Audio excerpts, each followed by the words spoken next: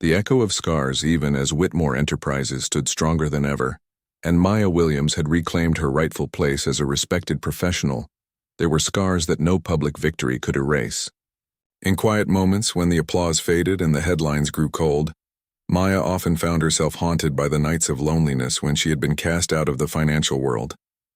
She remembered the sting of being called a fraud, the emptiness of walking past the glossy offices where she once belonged, only to carry buckets and mops through their silent halls.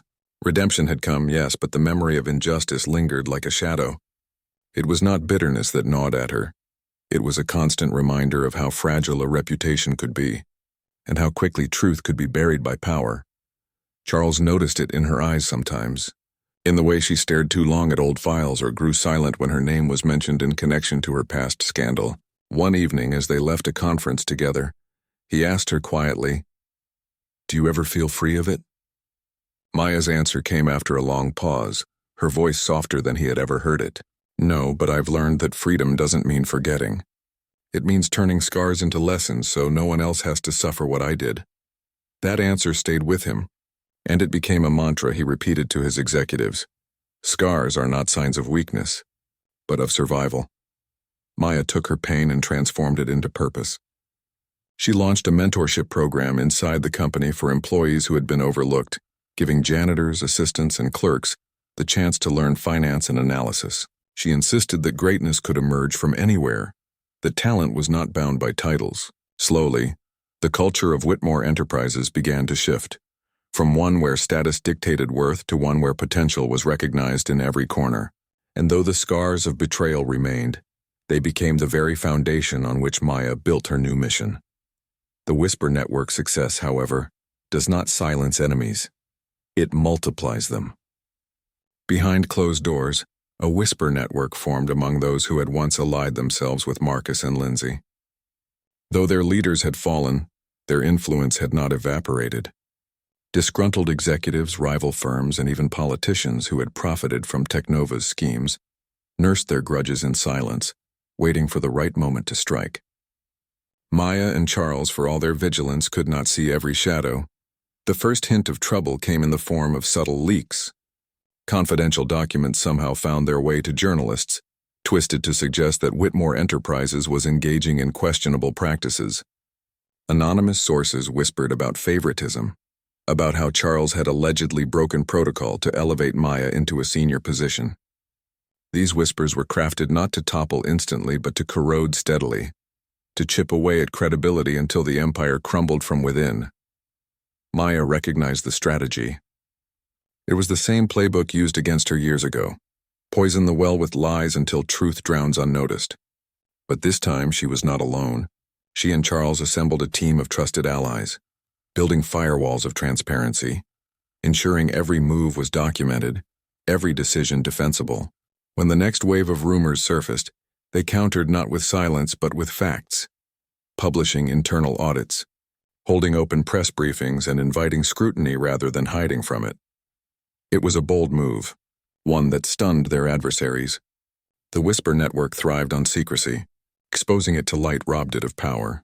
Still, Maya knew the battle was far from over. Enemies this determined never stop. They adapt, waiting for new weaknesses to exploit. Yet she no longer faced the whispers with fear. The cost of integrity as Whitmore Enterprises entered a new era of transparency. Charles and Maya soon learned that integrity carried its own costs. Deals that once flowed effortlessly now slowed under the weight of scrutiny. Partners who thrived in the shadows of loopholes withdrew, unwilling to operate under the harsh light of accountability. Investors grumbled about slower growth, some demanding that Charles return to the ruthless efficiency that had once defined his empire. "Virtue is expensive," one shareholder sneered during a heated meeting. "We didn't invest in morality. We invested in profit." Charles held firm, but the pressure mounted. There were moments when even he wondered if the cost was too high. Moments when he stared at quarterly reports and felt the gnawing temptation to cut corners just once, just enough to silence the critics. But each time he remembered Maya's words in that first confrontation. They flatter you, then fold you. He knew that compromising now would be the beginning of the same slow collapse that had nearly destroyed them. Maya bore the brunt of criticism as well. Anonymous emails flooded her inbox, accusing her of arrogance, of dragging the company down with her idealism. Yet she remained undeterred. In board meetings, she reminded executives that a company built on deception could never sustain itself in the long run. "Integrity may cost us profits today," she said, her voice firm, "but it will save us from collapse tomorrow. If you want quick riches, you can follow Marcus's path, and look where it led him." The tension reached its peak when a lucrative international contract slipped away because Whitmore refused to engage in questionable tax maneuvers. Shareholders revolted, the stock dipped, and headlines screamed of a decline in Whitmore dominance. But Charles and Maya held their ground. They knew storms were temporary, but principles were permanent. And though the cost was heavy, the seeds of resilience they planted would one day bear fruit. The turning tide for months, the company weathered criticism, but then something remarkable began to happen. Clients who had once been skeptical returned, impressed by the company's unshakable commitment to honesty. Governments awarded Whitmore contracts because it had proven incorruptible in a world of scandals. Young talent flocked to the company, eager to work for leaders who valued integrity over profit margins. Slowly, the tide began to turn. One defining moment came when Whitmore Enterprises was chosen to lead a groundbreaking renewable energy initiative, beating out competitors who had long dominated the industry through backroom deals. The project was massive, spanning continents, creating jobs, and promising long-term growth not just for the company but for entire communities. The announcement silenced critics almost overnight. The stock rebounded, soaring higher than before. Headlines shifted from "decline in dominance" to "Whitmore's ethical revolution sets new industry standard." Maya stood at the center of it all, her once shattered reputation now a symbol of resilience and reinvention. She received letters from young analysts across the globe, women, minorities, and those from humble beginnings, who saw in her a reflection of their own dreams. They thanked her for showing them that even when the world tries to bury you, you can rise again stronger, brighter, and undeniable. Charles, too, experienced a renaissance. For years, he had been known as a billionaire titan, a man defined by wealth and deals. Now he was hailed as a visionary leader who dared to put principle above profit, and still triumphed. He often told reporters, "The credit is not mine alone. This company was saved by the courage of someone everyone overlooked." Let that be a lesson. Never dismiss the quiet voices. They may be the only ones telling you the truth. The legacy beyond walls years later, long after the Technova scandal had faded into history, the story of Maya Williams and Charles Whitmore continued to inspire. Their partnership had grown into something greater than the survival of a single company. It had become a movement. Together, they established a foundation dedicated to empowering overlooked talent, funding scholarships, and supporting whistleblowers who dared to challenge corruption. The foundation's motto, etched into every program they launched, read, "Truth is power, courage is legacy." Maya, once cast out and humiliated, became a sought-after voice in global leadership. She authored a book detailing her journey, not to dwell on her pain but to offer hope to others. It became a bestseller, translated into dozens of languages, a testament to the universal hunger for stories of resilience. She never glamorized her suffering. Instead, she spoke plainly of fear, humiliation, and the choice to fight despite it. Readers connected not because she was flawless, but because she was real. Charles, older and grayer, often joked that his greatest achievement was not his billions, but the fact that he had listened that day in the boardroom. He credited Maya for teaching him humility, for showing him that leadership was not about commanding power but about amplifying truth. When asked what advice he would give future leaders, his answer was simple. Listen to the voices you're trained to ignore. That's where you'll find the wisdom to save not just your business but yourself. And so, the legacy of their battle lived on, not as a tale of a billionaire and a janitor, but as a story of courage transcending class, race, and circumstance. A story proving that the human spirit, when anchored in integrity, can rise above any betrayal, silence any lie, and build a legacy far greater than wealth, a legacy of truth, courage, and hope. The warning, the boardroom silence. The atmosphere inside the 34th floor boardroom of Whitmore Enterprises was electric, with the kind of anticipation that came before history was made. The walls, paneled with imported mahogany, seemed to hum with the echoes of 100 past deals. A gleaming crystal chandelier cast golden light across the long obsidian glass table, where 24 of the most powerful men and women in global finance sat poised with pens, laptops, and sharpened gazes. At the head of the table sat Charles Whitmore, billionaire magnate and the company's founder. He was a man of stature, silver at the temples, an impeccably tailored charcoal suit and eyes that seemed carved from ice. In his hand he held a Mont Blanc pen.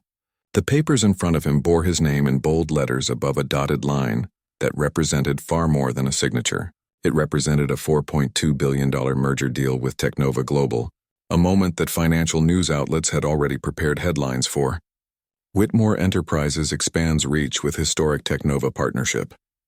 But the story wasn't written yet.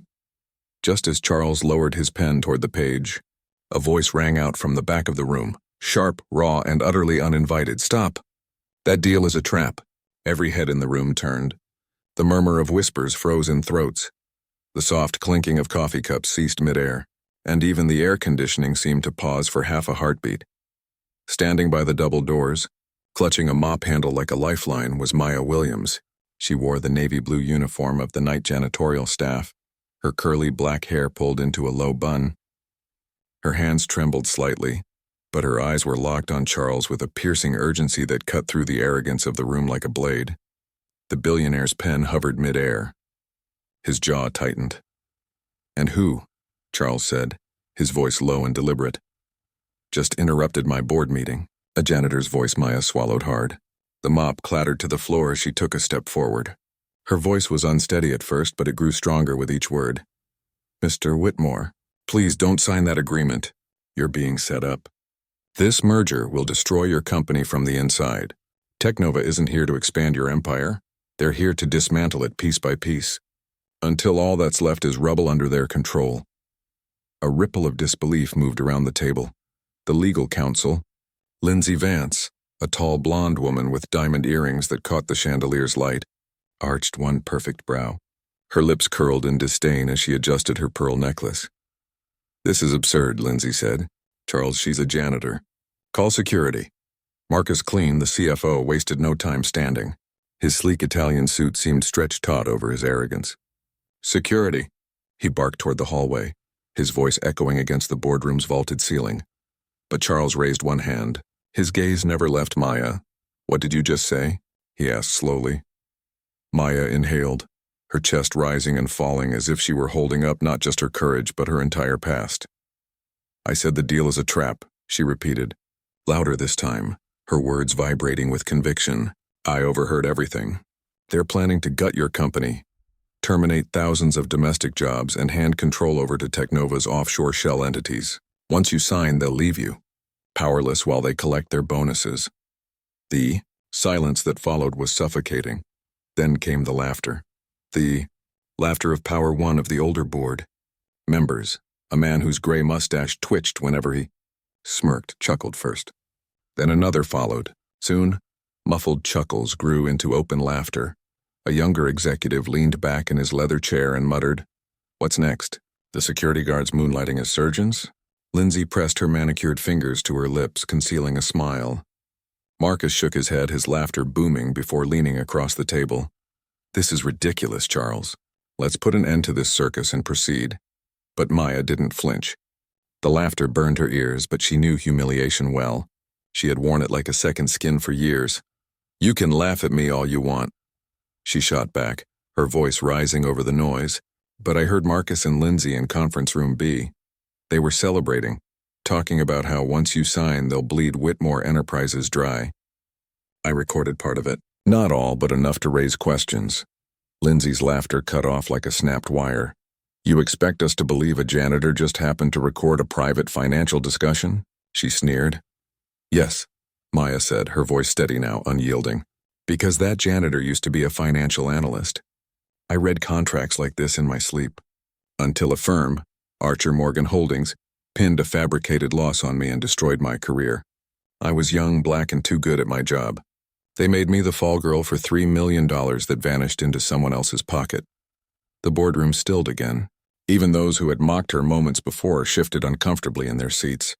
Truth and mockery, One man muttered, "You? An analyst?" Another leaned back with a snort.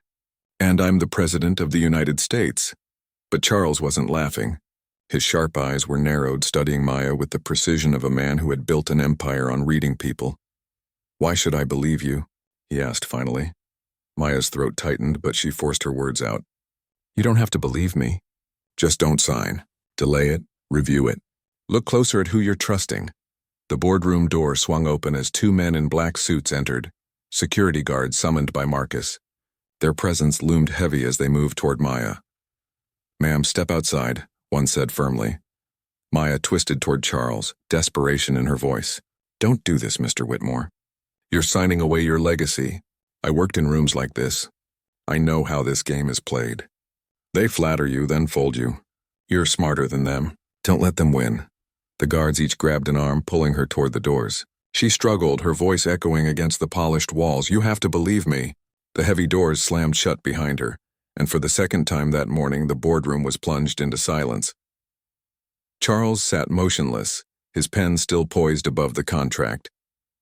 The ink hadn't touched the page. Not yet, but her words, her warning, echoed louder than any applause, louder than any headline. The global voice by the time Whitmore Enterprises had entered its fourth decade, the name Maya Williams was no longer just synonymous with finance or corporate redemption. She had become a global voice for ethical leadership, called upon by governments, international coalitions, and universities to speak about the future of responsibility in business. Her keynote addresses filled stadiums, and each time she spoke, the air vibrated not with corporate jargon, but with raw authenticity. She told audiences of betrayal and redemption, of mops and boardrooms, of scars that became maps to courage. People listened because she did not speak to impress. She spoke to awaken. Her influence reached beyond economics. When nations debated climate policies, she spoke of the responsibility leaders bore not just to shareholders, but to generations unborn. When communities struggled with poverty and exploitation, she highlighted how corporations could either widen inequality or help close it. She refused to let power exist without accountability, and in doing so, she turned her pain into a universal anthem. Critics tried to dismiss her as idealistic, but every time her words echoed in the hearts of those who once felt invisible, her ideals became reality. The janitor who had once been mocked in a boardroom had become a moral compass for the world. The last temptation, yet no leader, however strong, is ever free of temptation. For Maya, the test came when an international conglomerate approached her with a proposition that promised staggering profits, but carried hidden costs. Their offer glittered with numbers that could double Whitmore Enterprises' valuation overnight. But buried deep within the contracts were conditions that echoed the very traps she had once exposed. At first glance, the deal seemed harmless, even beneficial. It offered expansion into emerging markets, the creation of thousands of jobs and partnerships with global technology firms. But as Maya examined the fine print late into the night, she felt her stomach tighten. The compromises were subtle: relaxed environmental standards, reduced oversight in fragile economies, and profit-sharing structures that disproportionately benefited the conglomerate's shadow subsidiaries. Her advisors urged her to sign. Shareholders clamored, reminding her that competitors would seize the opportunity if she hesitated. Even Charles, now retired and living quietly in the countryside, called to ask whether rejecting it outright might weaken her standing. For the first time in years, Maya felt truly torn. Signing would secure unprecedented power, but at the cost of betraying the very principles she had built her legacy upon. Not signing risked ridicule, accusations of weakness, and financial losses. She stood at a crossroads familiar to every leader, to choose comfort and compromise or to suffer for conviction. And though the choice weighed heavily, she remembered her scars, the janitor's uniform on her wall and the echo of her voice in that first boardroom. She chose the harder path, rejecting the deal and telling the world that no profit was worth selling one's soul. The backlash was immediate, but so too was the respect of those who recognized that true strength lies not in what one gains, but in what one refuses to lose. The return of shadows, but the rejection stirred old enemies. Marcus and Lindsay, still thriving in the shadows, seized the opportunity to attack. They positioned themselves as the practical alternative to Maya's moral idealism, luring investors frustrated by Whitmore's refusal to compromise. Their campaigns painted Maya as self-righteous, out of touch, a leader blinded by philosophy rather than grounded in reality. They argued that in a cutthroat global economy there was no room for virtue, only survival. Their rhetoric resonated with some, and for a time, their rival firms surged. Competitors adopted their model, and headlines questioned whether Maya's approach had reached its limits. Yet beneath their facade, Marcus and Lindsay had not changed. They continued to exploit loopholes, bleed workers, and manipulate markets. And just as before, Maya refused to remain silent. She launched an investigation into their operations, gathering data, testimony, and evidence of corruption.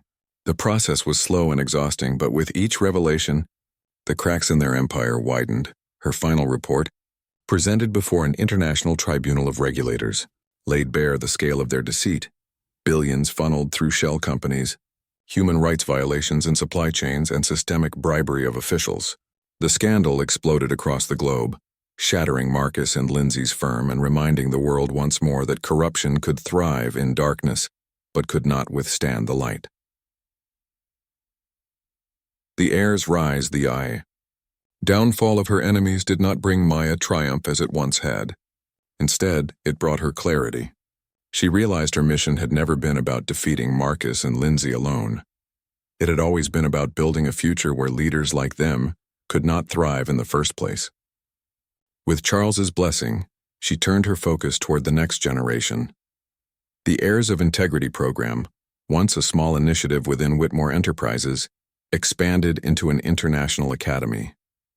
Young leaders from every continent applied, not because they sought wealth, but because they sought to lead with honor. The program taught finance, yes, but also ethics, resilience, and the courage to withstand pressure. Each class of graduates became ambassadors of a new philosophy, spreading the seeds of integrity into industries and governments around the world. Maya herself became less of an executive and more of a mentor, guiding her students with the same fierce conviction that had carried her through her darkest days. She told them often, "You will be tempted. You will be mocked. You will be betrayed. But remember, your scars are proof that you survived, and survival with integrity is stronger than victory with deceit." Her words carved themselves into the hearts of her students, who carried them like torches into the future. The farewell of a Titan time, relentless as ever, began to dim the light of Charles Whitmore.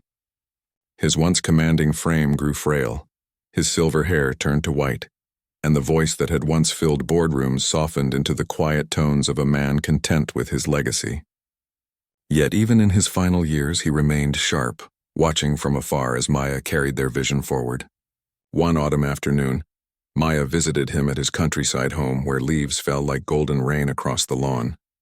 They sat together on the porch, two warriors reflecting on a battle long past. "You saved me," Charles said, his eyes glistening with gratitude. "Not just my company, but my soul. Without you, I would have signed that deal, and everything I built would have been destroyed from within." Maya smiled gently, placing her hand over his. "And you saved me. You believed me when no one else would. Without that, I would still be cleaning floors, silenced by lies. We saved each other." It was their last conversation. Days later, Charles passed quietly in his sleep, leaving behind not only an empire but a lesson engraved in history. At his funeral, Maya spoke not of wealth or power, but of humility, of the choice to listen to a voice everyone else ignored. Her eulogy echoed across the world, reminding all who heard it that greatness is not measured by crowns but by courage. The torchbearer, after Charles's passing, Maya felt the weight of his absence keenly, but she also felt the torch he had handed her burn brighter. She was no longer the woman who had once pleaded desperately in a boardroom. She was now the steward of a global vision. She accepted the responsibility with grace, knowing that leadership was never about glory but about service. She expanded the foundation, deepened the academy's reach, and launched global coalitions to tackle corruption in industries that had long resisted change. Yet through it all, she never forgot the simplest truths. She visited the janitorial staff in her own offices regularly, reminding them that they were not invisible. She walked through factories unannounced, speaking to workers, listening to their struggles. She carried her scars openly, so that those around her understood that leaders were not gods but humans who had endured. And in doing so, she transformed leadership from a pedestal into a path that anyone with courage could walk. The eternal flame, As the years passed and her hair turned silver, Maya found herself reflecting not on the titles she had gained, but on the journey that had begun the night she shouted against silence. She understood now that life is a series of boardrooms, moments where one must choose between speaking and staying silent, between courage and compromise. Most never make headlines, most will never be remembered, but each choice shapes a legacy. Her final public speech captured the essence of her story. Standing before a stadium of young leaders, she said, "Do not wait to be invited into power to speak the truth. Do not let uniforms or titles silence your voice. The world will try to tell you that courage belongs only to the powerful, but I stand here to tell you otherwise. I was a janitor once, mocked and dismissed. Yet it was my voice, trembling but unbroken, that stopped the signing of a deal that would have destroyed everything. If I could stand then, so can you. And if you stand, the world will change." The audience erupted in applause, but Maya knew her message was not for the noise. It was for the quiet hearts that carried doubt, for the unseen hands that believed themselves powerless. For them, she had lived her life. For them, she had fought. And long after her voice faded, the flame of her courage continued to burn in others, eternal and unyielding. The weight of the crown. With the company stabilized and the foundation thriving, Charles found himself wrestling with a truth he had long avoided. Leadership, for all its glory, was unbearably heavy. It was not just the responsibility of numbers and profits, but the constant burden of being the guardian of countless lives and livelihoods. In quiet moments away from cameras and shareholders, he admitted to himself that he was growing tired. He had carried Whitmore Enterprises on his back for decades, building it from nothing into a global empire, yet the cost had been his personal freedom. He had sacrificed relationships, hobbies, even his health at times, always convincing himself that it was the price of greatness. But now, with Maya beside him and a company culture transformed by integrity, he wondered if perhaps his greatest act of leadership would be knowing when to let go. Maya sensed his restlessness. She noticed it in the way his once fiery speeches had softened into reflective conversations, in the way his eyes lingered on the next generation of leaders during meetings. One evening, over a quiet dinner, she asked him directly, "Are you ready to hand over the crown?" Charles chuckled at the metaphor but did not deny it. "The crown is heavy," he admitted. "Heavier than I ever let myself say. But it no longer feels like mine alone. You've carried as much of it as I have, Maya. Maybe more." Her silence held both humility and recognition, for she knew that leadership was never about crowns or thrones. It was about responsibility, and she was ready to carry it if called upon. The heirs of integrity, the decision to begin succession planning was not easy. Shareholders panicked at the thought of Charles stepping back, fearing instability, while competitors whispered gleefully about his supposed weakness. But Charles framed it differently. This was not retreat but evolution. He announced a leadership initiative designed to identify and mentor new voices within the company, voices that embodied the values he and Maya had fought so hard to protect. This initiative became known as the Heirs of Integrity, and it sparked a wave of excitement across the organization. Employees who had once believed advancement was reserved for insiders now felt a surge of hope that merit and courage would finally be recognized. Maya played a central role in shaping the program. She insisted on selecting candidates from across all levels of the company, not just the polished executives in corner offices. Janitors, receptionists, junior analysts, engineers, all were invited to apply. Greatness, she told the selection committee, does not wear a uniform. It wears conviction. The first class of heirs of integrity reflected that vision. A young receptionist who had taught herself coding at night, a warehouse worker who had streamlined logistics with his own spreadsheet system, and a single mother from accounting whose innovative budgeting saved the company millions. Their stories mirrored Maya's own, and their rise became proof that the culture of Whitmore Enterprises had truly changed. Enemies reborn. Yet as Whitmore Enterprises thrived under this new wave of authenticity, enemies that had once been scattered began to regroup. Marcus and Lindsay, though disgraced, had not vanished. They had quietly built alliances in the shadows, joining forces with other discontented figures who despised the new order of transparency. Together, they founded a rival consulting group designed to attract companies resistant to Whitmore's ethical revolution. Their pitch was simple. We deliver results without moral lectures. For struggling businesses, The allure of easy shortcuts proved tempting.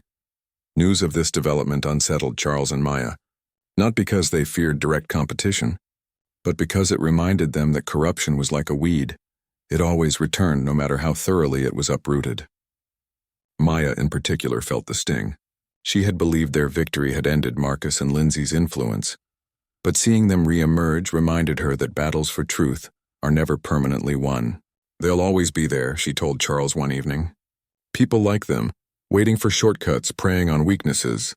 We can't stop them from existing, but we can prove over and over again that integrity wins in the end.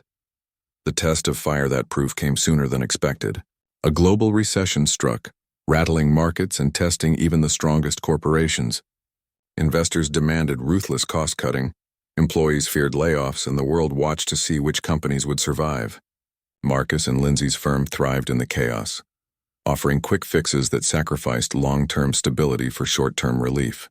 In contrast, Whitmore Enterprises, under Maya's leadership, chose a different path. Transparency with employees, investment in innovation, and shared sacrifice across all levels. Bonuses were cut at the top rather than jobs at the bottom. Charles and Maya took symbolic pay reductions, sending a message that leadership meant carrying burdens, not dodging them. The months were brutal. Critics called them naive, analysts predicted collapse, and even some allies wavered. But Maya remained steadfast.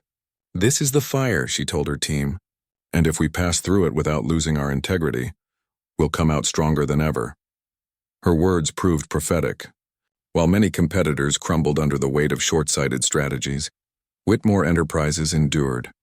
When the global economy began to recover, the company stood taller than before, admired not only for its resilience but for the loyalty of its employees, who had stayed committed because they believed in the values at the core of their work. The new dawn by the time the recession ended, Whitmore Enterprises was no longer just a corporation. It was a symbol. Governments, nonprofits, and even schools studied its model of ethical resilience. Maya's leadership became legendary, her speeches sought after across the globe. She spoke not as a polished executive, but as someone who had mopped floors, survived betrayal, and risen again. Her authenticity cut through the noise of corporate jargon, and audiences listened because they knew her words came from scars and survival. Charles, older now and content to step back into the role of mentor and advisor, watched with pride as the company he had built transformed into something even greater under Maya's stewardship. "You were never just saving me," he told her one afternoon as they stood overlooking the skyline. "You were saving this future, and now it's yours." She shook her head gently. "It was never mine alone, Charles. It was ours, and it belongs to everyone who believes that truth matters." The words resonated not just between them, but across the entire enterprise, reminding all who worked there that they were part of something larger than profit, a movement built on conviction. The eternal lesson years passed, and the saga of Maya Williams and Charles Whitmore became more than a corporate story. It became a parable told in classrooms, leadership seminars, and motivational stages around the world. Scholars analyzed the Whitmore model. Journalists revisited the boardroom battle as a turning point in corporate ethics. And young professionals looked to Maya as proof that integrity could triumph even in the darkest of circumstances. Yet for Maya herself, the legacy was simpler. She kept her old janitor's uniform framed on the wall of her office, not as a trophy but as a reminder. Whenever she felt weary or overwhelmed, she looked at it and remembered the night she had shouted against the silence of power. That moment had defined everything that followed, and she vowed never to forget the courage it took. Charles spent his final years in quiet satisfaction, proud not of his billions but of the decision he had made to listen to the voice no one else heard. In his memoirs, he wrote, "The greatest risk I ever took was not a financial gamble, but the choice to believe in someone the world dismissed. It saved my company, it saved my legacy, and it saved me." Those words became a touchstone for generations of leaders who followed, reminding them that the true measure of greatness is not how loudly one commands, but how carefully one listens. And so the story endured, not as the tale of a billionaire saved from ruin, nor of a janitor who rose against all odds, but as a testament to the eternal lesson: courage has no rank, truth has no uniform, and legacy is written by those who dare to stand when silence is easier. Shadows of betrayal. The sound of the heavy doors closing behind Maya reverberated like the final chord of a symphony, leaving behind a thick silence that pressed on every ear in the room. Charles Whitmore sat unmoving, his pen hovering above the signature line, but his gaze was no longer fixed on the contract. Instead, his thoughts spun around the woman who had dared to interrupt one of the most important moments of his career. The board shifted restlessly. Some coughed, others exchanged nervous glances, but no one dared to speak first. It was Charles who finally broke the silence, his voice calm yet laced with suspicion. "What do you make of her claims?" he asked, his eyes still fixed on the document in front of him. Though it was clear his question wasn't about the ink or the paper, it was about the people seated around him. Marcus Clean leaned forward, his posture exuding false confidence, though a bead of sweat betrayed him as it glistened against his hairline. "Nonsense, Charles. You can't possibly give weight to the ramblings of a disgraced ex-employee turned janitor. She's desperate, looking for attention. Technova is our future. Sign and we will be untouchable." Lindsay Vance followed immediately, her voice smooth and rehearsed. "Charles, you've always taught us that business is about moving forward, not clinging to shadows from the past. That woman is a relic of her own failures. She's trying to project them onto us. We can't let emotion derail this opportunity." But despite their reassurances, Charles's instincts, the very instincts that had built Whitmore Enterprises into a powerhouse, were not so easily silenced. His entire career had been defined by one truth: whenever everyone in the room agreed too quickly, something was wrong. He leaned back in his chair, studying the faces around the table. Some were eager, some annoyed, but none of them carried the raw conviction he had just witnessed in Maya's eyes. Long after the meeting adjourned, Charles sat alone in his office. The skyline of New York stretched endlessly beyond his floor-to-ceiling windows, each shimmering light a reminder of the empire he had built. Yet tonight the city felt more like a reflection of his doubts than his triumphs. He poured himself a glass of scotch, the amber liquid swirling like fire under the lamplight, and replayed Maya's words in his mind. "They flatter you, then fold you." He had heard enough betrayals in his time to know when someone was speaking from experience.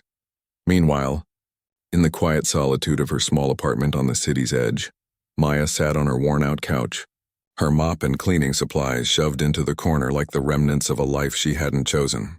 Her heart still raced from the confrontation, but beneath the fear was a deep-seated anger. She had lost everything once because she trusted the wrong people, and she refused to let another man, even a billionaire, walk blindly into the same kind of trap. She replayed the muffled audio on her phone, the snippets she had captured of Marcus and Lindsay's conversation. The words weren't enough to convict them outright, but they hinted at greed, deception, and manipulation. She closed her eyes, exhaustion pulling at her bones, but her mind refused to rest. She knew this wasn't over. The following days brought a subtle shift in Whitmore Enterprises. Charles delayed the signing, citing the need for further review, a move that rattled both Marcus and Lindsay, though they masked their unease with professional smiles. Whispers circulated through the halls about the mysterious interruption in the boardroom, and though most dismissed Maya as a delusional intruder, Charles found himself quietly investigating. He ordered a private background check on Maya Williams. When the file landed on his desk, thick with reports of her past career as a financial analyst and the scandal that had destroyed her, he read it carefully, twice over. Something about the story didn't add up. Too neat, too convenient, the perfect scapegoat. For the first time in years, Charles Whitmore didn't know who to trust.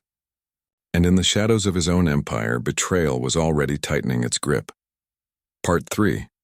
The secret files. Late one evening, long after most of the skyscraper's offices had gone dark, Charles sat alone in his corner office, the only light coming from the glow of his computer screen. The city outside was alive with movement, but his focus was fixed on the folder now open before him. Maya Williams, Employment History. It read like the biography of someone destined for greatness. Ivy League graduate, recruited straight into Archer Morgan Holdings, where her projections had saved the firm millions during a volatile quarter. Colleagues quoted her brilliance with grudging respect, yet all of it had come to a crashing halt the moment $3 million vanished from a fund under her watch.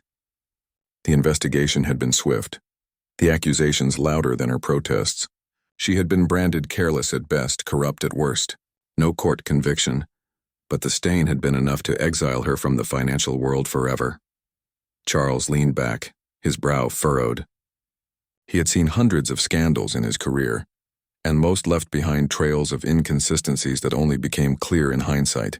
In Maya's case, the inconsistencies screamed louder than the official narrative. He found himself tapping his fingers on the desk, an old habit that surfaced only when he was on the edge of discovery. That night, he made a decision.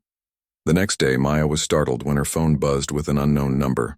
Against her better judgment, she answered, and the voice on the other end nearly made her drop the device. "This is Charles Whitmore," the billionaire said, his tone clipped but deliberate. "We need to talk. Tonight, no one else can know." Maya's throat went dry. A dozen responses fought to break free, but all she managed was a quiet, "Where?" "Pier 17. Midnight. Come alone." When she arrived, the air at the pier was thick with mist rolling in from the river, blurring the glow of the city lights. Charles was already there, standing with his hands in the pockets of his overcoat, looking less like a titan of industry and more like a man carrying the weight of suspicion. "You took a risk walking into that boardroom," he said without preamble. "Why?" Maya met his gaze, her voice firm despite the cold air. "Because I've seen what happens when men like Marcus and Lindsay get what they want. They build empires on the bones of the people beneath them. And if you sign that deal, you'll be next." She pulled out her phone and played the recording. The voices were muffled but clear enough. Marcus's smug laugh, Lindsay's conspiratorial tone, phrases like "bleeding the company dry" and "bonuses secured offshore," echoed through the mist. Charles listened intently, his jaw tightening with each word. "It's not enough," he said finally. "They'll say it's fabricated. They'll bury you." "They'll bury me." Maya didn't flinch. "Then we dig deeper. I can read those contracts better than anyone in your legal department. If you give me access, I'll show you where the rot is hidden." Charles hesitated. Trust was not a currency he spent lightly, especially on someone he had met under such extraordinary circumstances. Yet, as he studied her, he saw something no board member, no executive, no partner had shown him in years. Conviction untethered by self-interest. "All right," he said, his voice low. "But if you're wrong, Maya, if you're playing me, then you'll never see me again," she replied firmly. "But if I'm right, you'll know who your real enemies are." From that night forward, an unlikely alliance was born.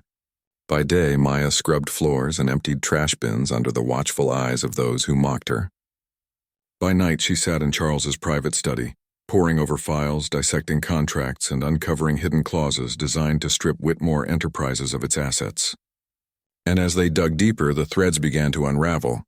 Threads that led not only to Marcus and Lindsay, but to a sprawling network of offshore shell companies, backroom deals, and political connections powerful enough to shake the foundation of the empire itself. For the first time in years, Charles felt something stir within him.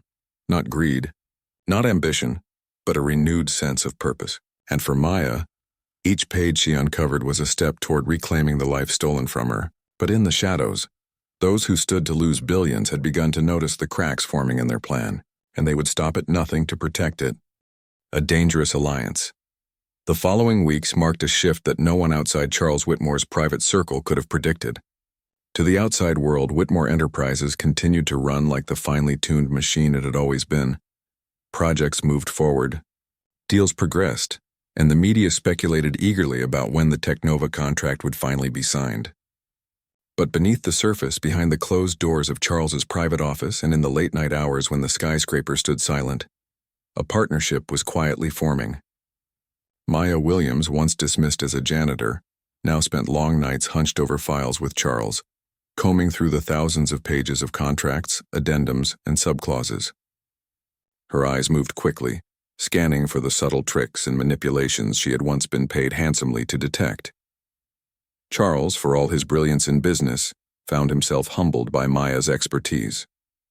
She explained in detail how Technova had structured the merger to look favorable on the surface, while concealing traps in the fine print, offshore shell entities, predatory loan guarantees, leveraged buyouts disguised as capital contributions. Her analysis laid bare a scheme so intricate that even his most trusted executives had missed it. Or perhaps, he realized with growing unease, chosen not to reveal it. The alliance was not without tension. Charles was a man unaccustomed to trusting easily, especially someone with a past as controversial as Maya's. There were moments when he questioned whether he was making a mistake letting her into his world. Yet every time doubt gnawed at him, Maya's sharp mind and unyielding conviction reminded him why he had reached out in the first place. She was not motivated by profit or prestige. Her fight was personal, forged in the crucible of injustice.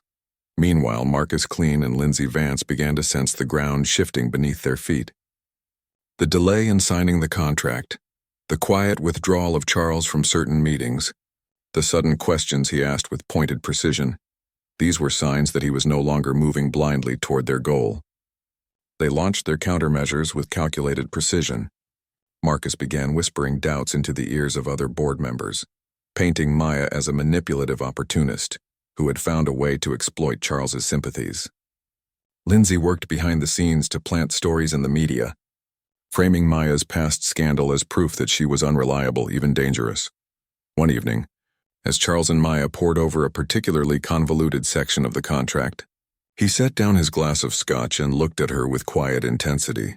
"Do you realize the danger you've put yourself in?" he asked. "If Marcus and Lindsay catch wind of how deep you've dug, they won't hesitate to ruin you again. Or worse."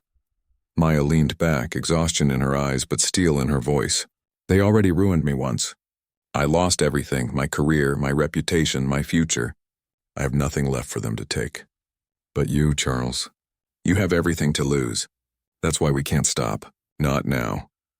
It was in that moment, watching her speak with the conviction of someone who had already paid the highest price, that Charles knew their alliance was no longer just about saving his company. It was about justice. For Maya, for the thousands of employees whose livelihoods hung in the balance, and for the integrity of everything he had built. But justice came with a cost, and the enemy they were facing would not fall easily. Strikes in the dark. The first strike came subtly, disguised as coincidence. Maya noticed it one evening when she returned to her apartment to find the door slightly ajar, though she was certain she had locked it. Inside, nothing appeared stolen, but her desk, where she kept her notes on the Technova deal, had been disturbed. Papers shuffled, a pen missing, a coffee mug shifted half an inch. To anyone else, it would have seemed insignificant. To Maya, it was a warning. Someone had been inside, someone who wanted her to know she was being watched.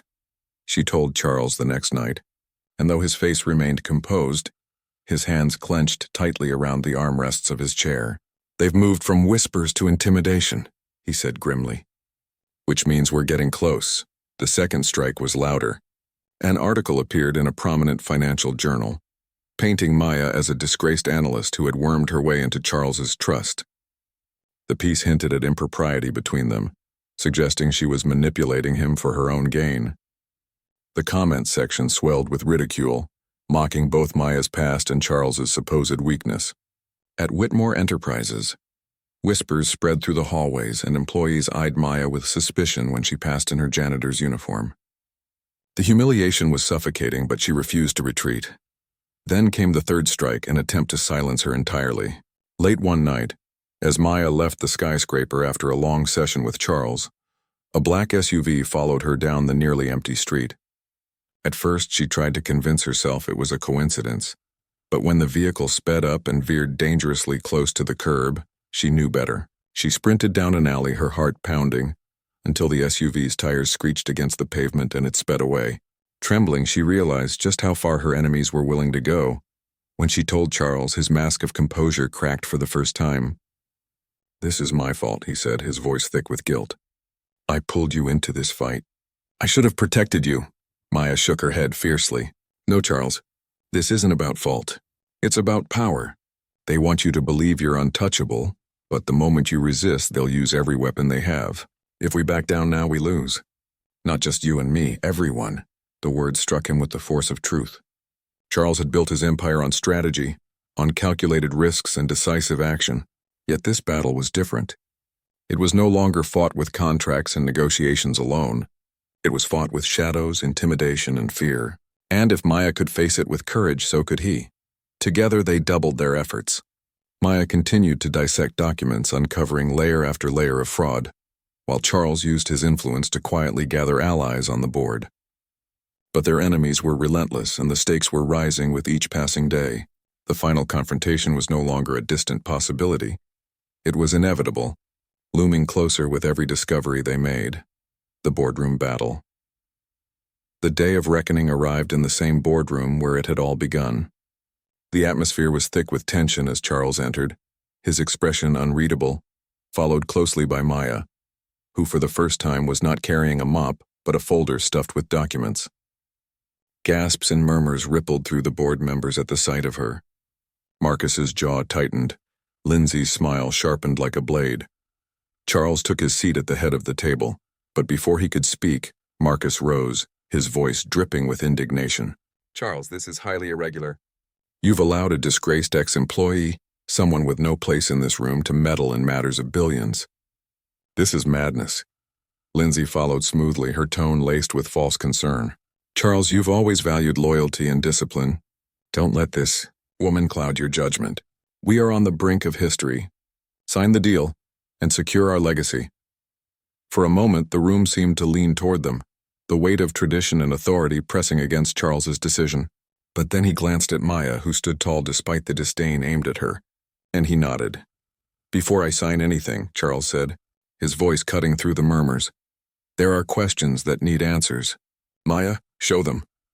Maya stepped forward, her hands steady as she laid out document after document on the table. She explained in painstaking detail how Technova's clauses had been designed to strip Whitmore Enterprises of its core assets. She highlighted the offshore shell companies, the hidden guarantees, the language twisted to trap the company in debt. Her words were not the desperate pleas of a janitor. They were the precise, authoritative analysis of a professional who knew the game better than anyone else in the room. The board members leaned in, their skepticism melting into unease as the evidence mounted. Whispers rose among them, no longer mocking but questioning. Marcus tried to interject, his voice rising in anger, but Charles silenced him with a single look. Lindsay attempted to undermine Maya's credibility, but when pressed for explanations, she faltered. The facade was crumbling. Finally, Maya pulled out her trump card, the recordings. She played the audio of Marcus and Lindsay plotting in Conference Room B, their voices unmistakable, their words damning. The boardroom erupted in gasps and accusations. Marcus turned pale. Lindsay's face contorted in fury. But the tide had turned. Charles rose to his feet, his voice carrying the weight of authority that had built an empire. "You thought you could deceive me, bleed this company dry, and line your pockets while destroying everything we built. You underestimated me. Worse, you underestimated her." He gestured toward Maya. "This woman, whom you mocked and dismissed, has saved Whitmore Enterprises from ruin." The boardroom fell silent once more. But this time, it was not the silence of disbelief. It was the silence of reckoning. Redemption and legacy. The fallout from the boardroom confrontation was immediate and explosive. By the next morning, news outlets across the country carried headlines that painted a picture of scandal, betrayal, and stunning resilience. "Whitmore Enterprises boardroom coup exposed," read one. "Janitor saves billionaire from 4.2B trap," declared another. Charles, once viewed as untouchable and aloof, was suddenly cast as a man betrayed from within, his own empire nearly stolen from under his nose. But the true star of the story was Maya Williams, the woman who had dared to speak when no one else would, the voice that pierced the silence of power and saved thousands of jobs. For the first time in years, Maya's name was no longer tied to disgrace but to courage. Inside the company, the shift was palpable. Employees whispered her name with admiration, not derision. Some came up to her quietly in the hallways, thanking her for what she had done, explaining how they had feared for their futures under the Technova deal. She still wore the janitor's uniform for the time being, but it no longer marked her as invisible. It was now a symbol of defiance, a reminder that greatness can emerge from the most overlooked corners of society. Charles, meanwhile, faced the monumental task of rebuilding trust, both in his company and in himself. He convened emergency board meetings, restructuring leadership, expelling Marcus and Lindsay, and vowing to make Whitmore Enterprises more transparent and accountable. Yet even as he set about salvaging his empire, he knew the victory was not his alone. He sought out Maya, offering her not just gratitude but a place in the company, an official role as senior risk analyst, with the freedom to rebuild her career and reputation. At first, Maya hesitated.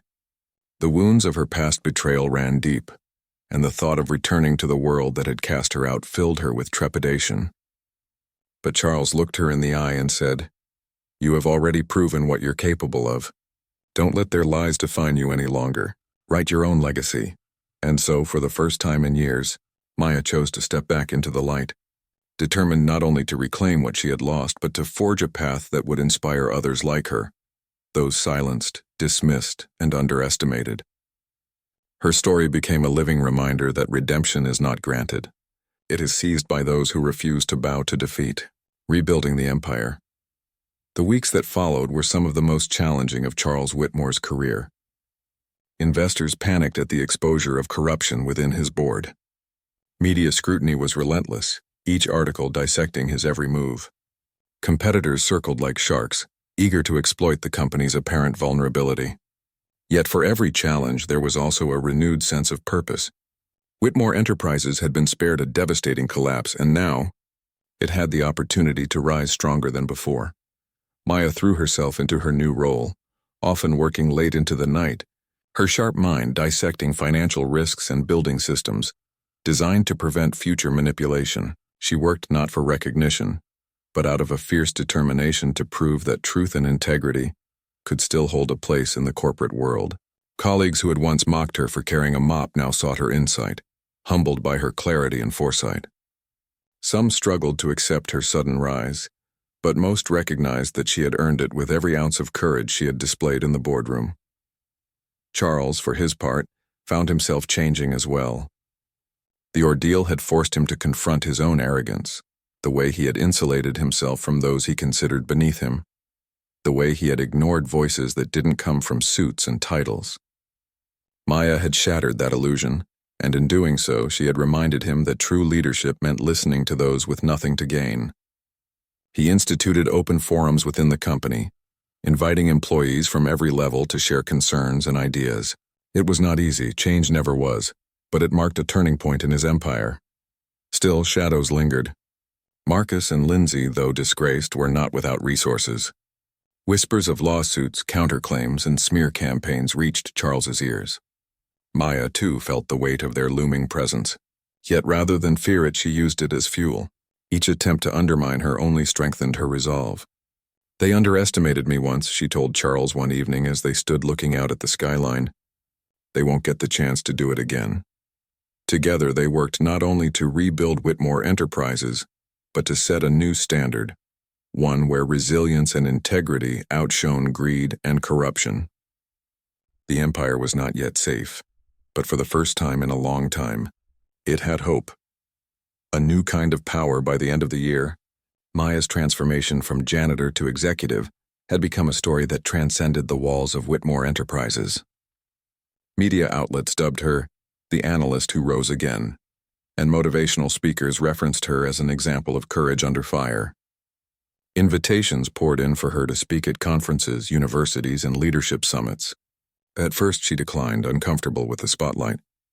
But eventually, she realized her story was not hers alone. It was a story that could empower countless others who felt silenced and forgotten. Her first public speech was at a packed auditorium at Columbia University, her alma mater. Standing at the podium, looking out at rows of eager young faces, she felt the weight of the journey that had brought her there. She spoke not of numbers and contracts, but of resilience, betrayal, and the power of standing firm when the world tells you to be silent. She told them of the humiliation of being reduced to a uniform, of the despair of being unjustly accused, and of the fire it takes to rise again. "Your value," she said, her voice echoing through the hall, "is not determined by the titles you wear or the mistakes others pin on you. It is determined by the courage to keep standing, even when the ground beneath you crumbles." The audience rose to their feet, the applause thunderous, and in that moment, Maya understood that her power was no longer confined to boardrooms and financial statements. She had become a voice for those who had none, a beacon for anyone who had ever been underestimated. Charles watched her journey with quiet pride. He saw in her not just the analyst who had saved his empire, but the leader he himself aspired to be. Their partnership deepened, not romantic but built on trust, respect, and the shared understanding of what it meant to face darkness and refuse to bow. Together they represented a new kind of power, one not rooted in wealth or titles but in conviction and truth. And as the world watched, they proved that such power could transform even the most entrenched institutions. Beyond the battle, though the immediate threat had passed, the echoes of the battle against Technova lingered for years. The scandal reshaped the industry, sparking investigations into offshore shell companies and predatory merger tactics. Politicians who had turned a blind eye were forced to confront uncomfortable truths, and regulators began drafting stricter laws to prevent similar schemes. Whitmore Enterprises became a case study in both near collapse and stunning recovery, with Maya's role at the center of the narrative. For Maya herself, life had irrevocably changed. She no longer lived in the shadows of disgrace, but in the light of hard-earned respect. Yet she never forgot where she had come from. She kept her old janitor's uniform, folded neatly in her closet, a reminder of the years when the world had written her off. It served as a testament to the truth she carried, that dignity does not come from titles but from the choices one makes when the odds are stacked against them. Charles, too, found himself forever altered. The ordeal had stripped away the arrogance of untouchable wealth and left behind a man who understood the fragility of trust. He remained at the helm of his company, but his leadership was marked by humility. He no longer signed contracts without scrutiny, no longer dismissed voices simply because they came from unexpected places. In many ways, Maya had saved not only his empire but his soul. As for the future, it stretched before them not as a battlefield, but as a landscape of possibility. Together, they spoke at conferences, built mentorship programs, and established scholarships for young analysts from disadvantaged backgrounds. Their partnership became a symbol of resilience, proof that even in the darkest schemes, light could break through if someone had the courage to speak. And so the story of the janitor who saved a billionaire became more than a scandal, more than a headline. It became a legacy, one that would echo in classrooms, boardrooms, and hearts for generations to come. Because in the end, the greatest battles are not fought with contracts or wealth, but with conviction, courage, and the refusal to stay silent when silence serves only the powerful.